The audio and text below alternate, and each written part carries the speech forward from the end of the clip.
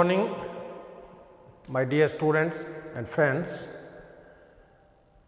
Myself, Dr. K.C. Soni, Associate Professor in Geology, Government Lohia College, Churu, affiliated to Maharaja Ganga Singh University, Bikaner. In today's lecture series of biochemistry, I am going to deliver my talk on fat metabolism. प्रिय साथियों और विद्यार्थियों, biochemistry की आज की व्याख्यानमाला की श्रृंखला में वसा के उपापचय फैट मेटाबॉलिज्म पे मैं आपसे चर्चा करूंगा। अब जैसा कि आप जानते हैं कि मेटाबॉलिज्म बॉडी में जब भी संपादित होती है तो उसके दो पार्ट होते हैं, एक तो कैटाबॉलिक पार्ट, एक एनाबॉलिक पार्ट।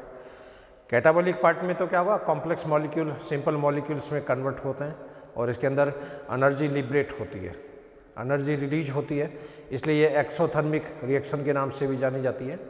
और जब भी एनाबॉलिक रिएक्शंस होती है उसमें सिंपल मॉलिक्यूल कॉम्प्लेक्स मॉलिक्यूल्स में कन्वर्ट होते हैं और उसके अंदर एनर्जी का कंजप्शन होता है, एनर्जी यूटिलाइज होती है। और जितनी भी एनाबॉलिक रिएक्शंस होती है वो एंडोथर्मिक रिएक्शंस के नाम से जानी जाती है। तो फैट मेटाबॉलिज्म के भी दो पार्ट मैं आपसे यहाँ पर डिस्कस करूँगा, एक तो कैटाबॉलिज्म ऑफ फैट और फिर इसका सेकंड जो व्याख्यान रहेगा that is anabolism of fat. आज के इस व्याख्यान वाला में फैट कैटाबॉलिज्म पे, और इसमें मेनली जो चार इवेंट है उससे भी मैं चर्चा करूँगा। एक तो बीटा ऑक्सीडेशन बॉडी में कैसे संपादित होता है, ग्लिसरॉल का ऑक्सीडेशन कैसे होता है, और शरीर में कीटोन बॉडीज़ की फॉर्मेशन कैसे होती है, और इनका डिग्रेडेशन कैसे होता है, कीटोलाइसिस कैसे होता है। तो चार मेन इवेंट आज मैं आपसे चर्चा करूँगा। पहली जो रिएक्शन है दैट इज़ बीटा ऑक्सीडेशन। अब फैटी एसिड जो होते हैं उसमें लास्ट का जो एसिडिक ग्रुप है COOH, अब उससे कार्बन की जो नोमेनक्लेचर होती है उसके अंदर alpha carbon, beta carbon, gamma carbon. तो अल्फा कार्बन से जब डिग्रेडेशन होता है तो वो अल्फा ऑक्सीडेशन के नाम से जाना जाता है। बीटा कार्बन से जब विखंडन होता है तो वो बीटा ऑक्सीकरण के नाम से जाना जाता है। गामा कार्बन से जब स्प्लिटिंग होती है तो गामा ऑक्सीडेशन के नाम से जानी जाती है। लेकिन आपके कोर्स में बीटा ऑक्सीकरण है वो आपके सिलेबस में इंक्लूड है, इसलिए बीटा ऑक्सीडेशन पे मैं आपसे आज चर्चा करूँगा। और बीटा ऑक्सीकरण जो होती है ये 5 पदों में संपन्न होती है। सबसे पहली जो स्टेप है वो एक्टिवेशन की है। एक्टिवेशन केवल एक बार ही होगा, बाद में इसकी आवश्यकता नहीं है। सेकेंड स्टेप जो है ये डिहाइड्रोजनेशन फर्स्ट। तीसरी रिएक्शन है हाइड्रेशन। चौथी स्टेप है डिहाइड्रोजनेशन सेकेंड। और पांचवी स्टेप इसमें होती है थायोलाइटिक क्लीवेज है। अब आप जानते हो कि बॉडी में जो फैटी एसिड्स हैं उनमें कार्बन की संख्या बहुत ज़्यादा होती है। उनमें 10 कार्बन भी होते हैं, 12 भी होते हैं, 14 भी होते हैं, 16 भी होते हैं, 18 भी होते हैं। और इन फैटी एसिड में कार्बन की जो संख्या है वो इवन नंबर भी हो सकती है, ऑड नंबर भी हो सकती है। सम संख्या वाले फैटी एसिड भी हो सकते हैं, विषम संख्या वाले फैटी एसिड्स भी हो सकते हैं। अब इवन एमिनो एसिड होंगे तो उसके अंदर हमेशा एसिटिल कोएंजाइम बनेगा। विषम संख्या वाले जब फैटी एसिड होंगे तो उसमें एसिटिल कोएंजाइम बनेगा और लास्ट के अंदर 3 कार्बन वाला मॉलिक्यूल्स बनेगा। तो यहाँ पर एक हाइपोथेटिकल एग्जाम्पल मैं यहाँ पर लेके चलूँगा। अब सपोज ये कोई फैटी एसिड है मान लो, और इस फैटी एसिड में 16 कार्बन है या 18 कार्बन है, मान लीजिए इसके अंदर सपोज 16 कार्बन है इसके अंदर। तो सबसे पहले तो क्या होगा, ये जो फैटी एसिड है ये ATP के द्वारा सक्रिय होता है और यहाँ पर HS कोएंजाइम की आवश्यकता होती है। मैग्नीशियम यहाँ पर एक्टिवेटर का काम करेगा, एंजाइम यहाँ पर होगा थायोकाइनेस। और सबसे पहली स्टेप में ये फैटी एसिड जो होता है ये एक्टिवेट हो जाता है, एक्टिवेटेड फैटी एसिड्स, क्योंकि यहाँ पर ATP का यूटिलाइजेशन हो रहा है। और ATP जब यूज़ में आ रही है तो ATP ADP में कन्वर्ट होगी और ATP से जो एनर्जी रिलीज होती है उस एनर्जी के द्वारा ये वसीय अम्ल सबसे पहले सक्रिय हो जाएगा। अब एक बार एक्टिव हो गया, बाद में इसके एक्टिवेशन की जरूरत नहीं है।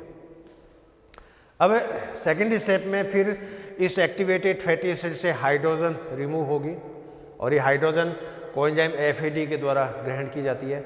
FADH2 में परिवर्तित हो जाता है। एंजाइम यहाँ पर होगा एसाइल कोएंजाइम A डिहाइड्रोजिनेज। अब तीसरी स्टेप में फिर क्या होगा, अनसैचुरेशन होता है इसके अंदर, क्यों यहाँ पर डिहाइड्रेशन हो गया तो ये alpha beta unsaturated fatty acids बन गया।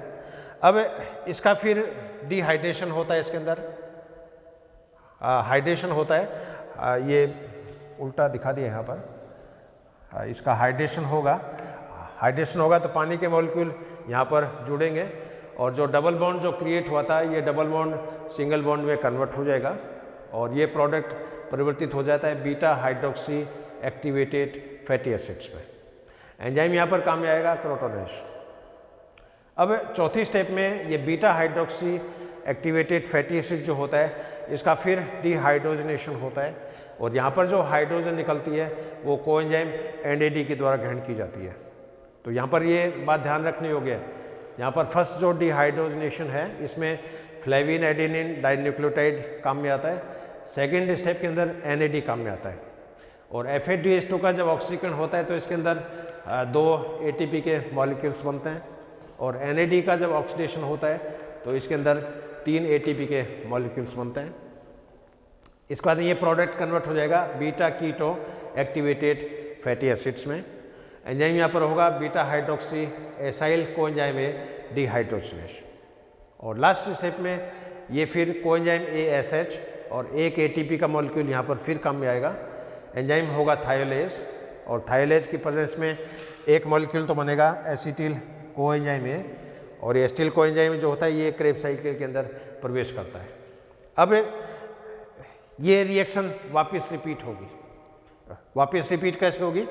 अब जैसे मान लीजिए ये जो पहला जो फैटी एसिड था, सपोज इसके अंदर 16 कार्बन है। अब 16 कार्बन है तो इसमें एक एसिटिल कोएंजाइम निकल गया और ये कन्वर्ट हो गया 14 कार्बन के फैटी एसिड्स में। फिर दूसरा एसिटिल कोएंजाइम निकलेगा, ये कन्वर्ट हो जाएगा 12 कार्बन के फैटी एसिड्स में।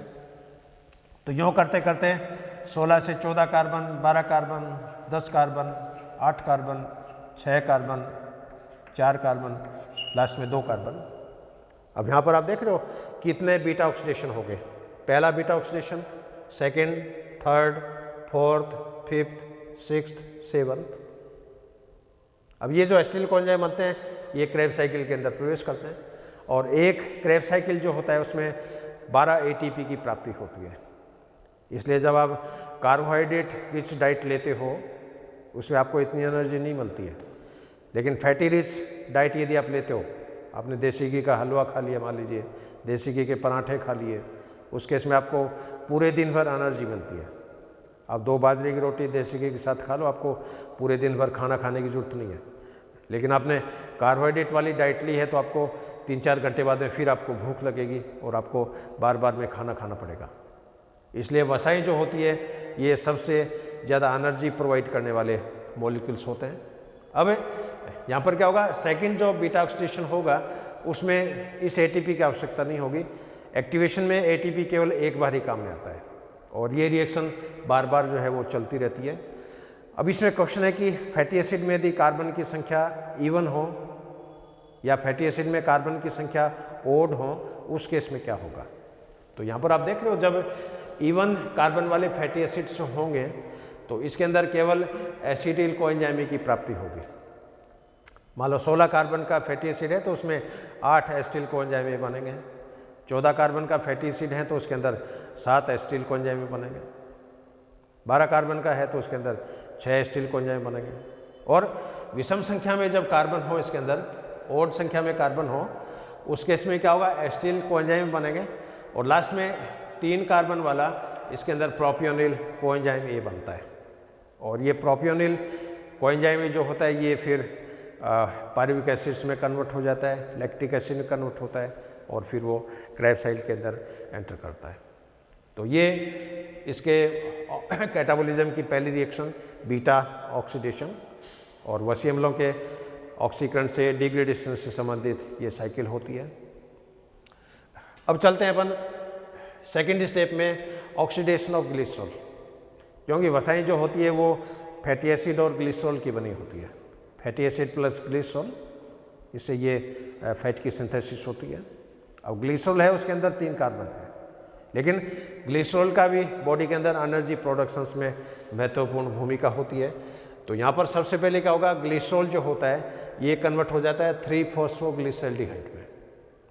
यहाँ पर जो हाइड्रोजन रिमूव होगी ये कोएंजाइम NAD के द्वारा ग्रहण की जाती है, NADH2 में कन्वर्ट हो जाता है और यहाँ पर एंजाइम होता है ग्लिसरोकाइनेज। 2 मॉलिक्यूल ATP का यहाँ पर कंजप्शन होता है। तो 2 मॉलिक्यूल ATP का कंजप्शन होता है, बदले में 3 ATP इस NADH2 के ऑक्सीकरण से प्राप्त होती है। अब ये जो 3PGL है ये यहाँ पर ग्लाइकोलाइसिस की रिएक्शन है। एक्चुअली ग्लाइकोलाइसिस आपको याद हो 3PGL बनता है, डाईहाइड्रोक्सी एस्टोन फॉस्फेट बनता है। अब ये 3PGL जो होता है ये एस्टिल को पायरुविक एसिड के अंदर कन्वर्ट होगा। यहाँ पर सारी ये ग्लाइकोलाइसिस वाली रिएक्शंस हैं। तो जो एनर्जी प्रोडक्शंस होगा वो एनर्जी प्रोडक्शन इस पद के अंदर काउंट किया जाएगा। लास्ट में ये पायरुविक अम्ल एस्टिल कोएंजाइम में कन्वर्ट होता है और एस्टिल कोएंजाइम में फिर क्रेब्स साइकिल के अंदर एंटर करता है और क्रेब्स साइकिल में से CO2 रिलीज होती है, वाटर रिलीज होती है, एनर्जी रिलीज होती है। तो ये ग्लिसरॉल का ऑक्सीडेशन और ये काफ़ी लंबा है। यहाँ पर तो केवल मैंने शॉर्ट में इसको एक्सप्लेन किया है। अब यहाँ पर रिएक्शन एक्चुअल में क्या हो रही है, ग्लिसरॉल PGL में कन्वर्ट हो गया। अब PGL ये पायरुविक एसिड में परिवर्तित हो रहा है, इसका लिए ग्लाइकोलाइसिस का थोड़ा पार्ट है। पायरुविक अम्ल एस्टिल कोएंजाइम में कन्वर्ट हो गया, एस्टिल कोएंजाइम में क्रेब्स साइकिल में कन्वर्ट हो गया। तो ग्लिसरॉल के ऑक्सीडेशन में ग्लाइकोलाइसिस रिएक्शंस भी इसके अंदर सम्मिलित हैं, क्रेब्स साइकिल की रिएक्शन भी इसके अंदर सम्मिलित है। तो फैटी एसिड्स के बीटा ऑक्सीडेशन से ऊर्जा का उत्पादन होता है और ग्लिसरॉल के ऑक्सीडेशन से भी एनर्जी का प्रोडक्शन होता है। अब तीसरी जो स्टेप है इसमें दैट इज कीटोजेनेसिस। कीटोजेनेसिस का अर्थ क्या है, शरीर में कीटोन बॉडीज़ की फॉर्मेशन। तो कई बार क्या होता है, आदमी के जैसे डायबिटीज़ हो गई, मान लो आदमी मान लीजिए भूखा है या उसको खाने को भोजन नहीं मिल रहा है 4-5 दिन तक, या कई बार भूख हड़ताल में बैठ जाते हैं कॉलेज के लड़के। अब भूख हड़ताल बैठ जाते हैं, उसमें खाना पीना सारा बंद हो जाता है। उस केस में क्या होगा, शरीर में जो फैट होती है वो कीटोन पिंडों का उत्पादन करना प्रारंभ कर देती है और कीटोन बॉडीज़ के अंदर एसीटोन बनने लग जाता है। अब ये एस्टोन है ये फिर पेशाब के द्वारा बॉडी के बाहर निष्कासित होता है। उस केस में फिर हड़ताल है वो तुड़वाई जाती है, फोर्सफुली तुड़वाई जाती है, मांगे हैं मानी जाती है और उनका फिर मेडिकल चेकअप होता है। जितने भी हंगर स्ट्राइक पे बैठते हैं डॉक्टर उनकी यूरिन की डेली सैंपल की वो टेस्टिंग करता है। तो 3-4 दिन बाद में पेशाब में कीटोन बॉडीज़ का आना है वो प्रारंभ हो जाता है। तो कीटोन बॉडीज़ के बनने की जो परिघटना है ये कहलाती है ketogenesis. Formation of ketone bodies is called as ketogenesis. यहाँ पर मैं एग्जांपल ले रहा हूँ एसिटिल कोएंजाइम ए से। अब मान लो यहाँ पर एसिटिल कोएंजाइम के 2 मॉलिक्यूल्स हैं, तो यहाँ पर थायोलेज एंजाइम होगा, HS कोएंजाइम ए यहाँ पर काम में आ रहा है और ये एसिटिल कोएंजाइम ये कन्वर्ट हो जाएगा एसिटो एसिटिल कोएंजाइम ए में। अब यहाँ पर ये जो कीटोजेनेसिस है ये एक्चुअली में 3 पदों में संपन्न होता है।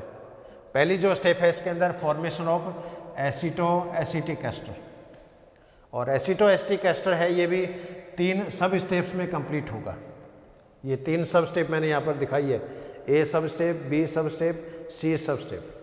ये ABC जो इवेंट है ये एक्चुअल में पहली रिएक्शंस का ही पार्ट है।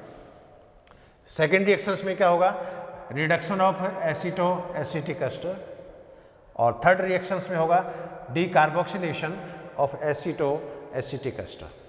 अब ये एसिटिल कोएंजाइम में कन्वर्ट हो गया एसिटो एसिटिल कोएंजाइम ए में, एंजाइम यहाँ पर होगा थायोलेज। अब सेकेंड स्टेप में ये फिर क्या होता है, एक मॉलिक्यूल वाटर का यहाँ पर काम में आता है और CH3CO HCO की इसके अंदर एंट्री होती है। एंजाइम यहाँ पर होगा hydroxy methyl glutamyl coenzyme A synthetase और इसे मॉलिक्यूल बनता है beta hydroxy beta methyl glutamyl coenzyme A.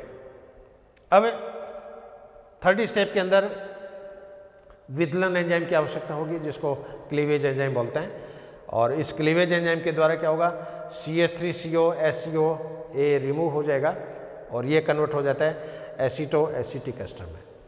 तो ये पहली स्टेप है और पहली स्टेप के अंदर एसिटिल कोएंजाइम से क्या बन रहा है, एसिटो एसिटिक एस्टर। अब सेकेंड स्टेप में फिर हाइड्रोजन इसके साथ जुड़ेगी क्योंकि यहाँ पर डबल बॉन्ड है वो सेचुरेशन बॉन्ड के अंदर कन्वर्ट हो जाएगा और ये कन्वर्ट हो जाता है बीटा हाइड्रोक्सी ब्यूटारिक एसिड्स में। एंजाइम यहाँ पर होगा beta hydroxy butyric acid dehydrogenation. और लास्ट स्टेप में ये फिर एसीटोन डी कार्बोक्सिलेज के द्वारा ये कन्वर्ट हो जाता है CH3 C double bond O CH3 यानी एसीटोन। और एसीटोन है ये एक तरह की कीटोन बॉडीज होती है। तो कीटोन बॉडीज के फॉर्मेशन की जो परिघटना है ये कीटोजेनेसिस के नाम से जानी जाती है। अब शरीर में आवश्यकता से ज़्यादा जब कीटोन बॉडीज बनने लग जाती है तो उनका डिग्रेडेशन होना ही बहुत ज़रूरी है, उनका विखंडन होना ही बहुत ज़रूरी है। तो कीटोन पिंडों के न्यूट्रलाइजेशन की घटना, उनकी स्प्लिटिंग की जो परिघटना है वो कहलाती है कीटोलाइसिस। तो यहाँ पर 2 एग्जाम्पल मैं आपसे कोट कर रहा हूँ। एक तो एसिटिक एसिड, ये भी एक तरह की कीटोन बॉडीज है, और दूसरा एग्जाम्पल है यहाँ पर बीटा हाइड्रोक्सी ब्यूटारिक एसिड। अब ये एसिटोएस्टिक एसिड है, ये क्या होगा, सक्सिनाइल कोएंजाइम के द्वारा ये 2 मॉलिक्यूल में स्प्लिट हो जाएगा, एक तो एसिटोएसिटिल कोएंजाइम के अंदर और सक्सिनिक एसिड्स में। अभी जो एस्टोएसिटिल कोएंजाइम है ये थायोलेज एंजाइम की प्रेजेंस में HS कोएंजाइम इसके साथ जुड़ेगा और 2 मॉलिक्यूल एसिटिल कोएंजाइम की प्राप्ति होगी। और ये एसिटिल कोएंजाइम होते हैं ये क्रेब साइकिल के अंदर प्रवेश करेंगे और 2 क्रेब साइकिल साइमल्टेनियस यहाँ पर चलेगी। अब 2 क्रेब साइकिल चल रही है, इसका मतलब 24 ATP के मॉलिक्यूल्स यहाँ पर बनेंगे।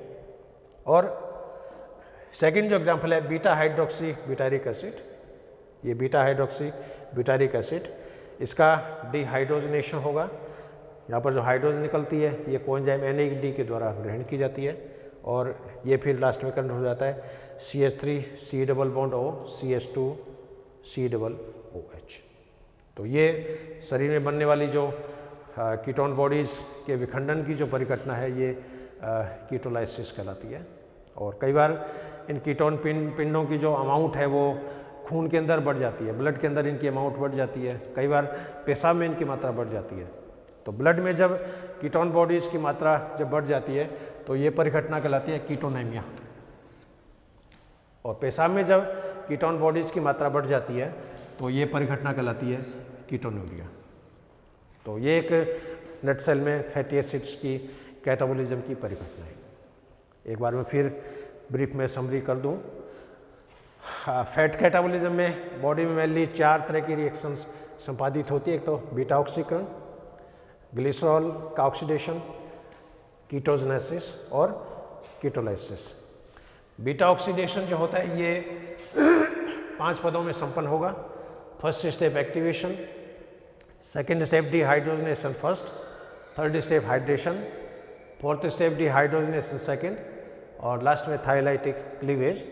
और एक बीटा ऑक्सीडेशन की एक साइकिल होती है, उसमें एक एसिटिल कोएंजाइम का मॉलिक्यूल्स बनेगा।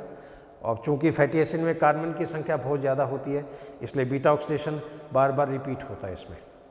अब इसमें विषम संख्या वाले जो फैटी एसिड होंगे उसमें एसिटिल कोएंजाइम बनेगा और लास्ट में 3 कार्बन वाला प्रोपियोनिल कोएंजाइम है वो बनता है। और यदि सम संख्या में इवन नंबर में यदि फैटी एसिड है तो उसके अंदर केवल एसिटिल कोएंजाइम बनेंगे।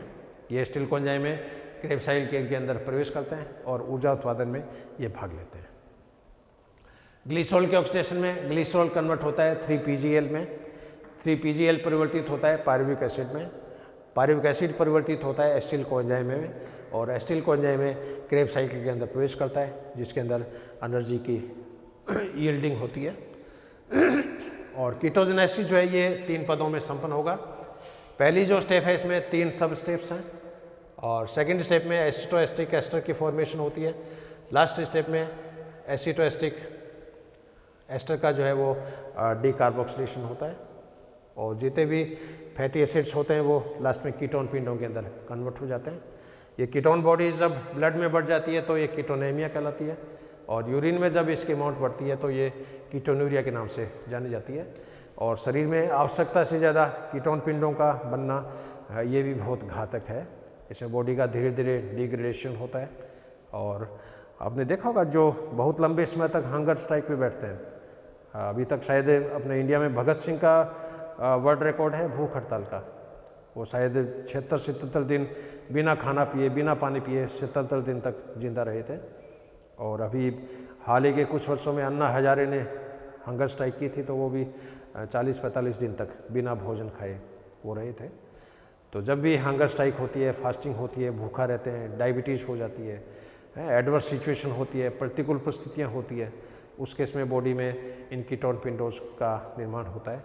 लेकिन इनका डिग्रेडेशन होना भी बहुत ज़रूरी है, और इनके डिग्रेडेशन की जो परिघटना है वो कीटोलाइसिस के नाम से जानी जाती है। तो ये एक संक्षेप में, नट सेल में आज का अपना व्याख्यान फैट मेटाबॉलिज्म। इसका एनाबॉलिक पार्ट है वो मैं नेक्स्ट वीडियो में आपसे शेयर करूँगा, क्योंकि शरीर में फैटी एसिड का संश्लेषण कैसे होता है। यहाँ पर तो फैटी एसिड का विखंडन आपने देखा है, अब ये फैटी एसिड शरीर में बनते भी हैं।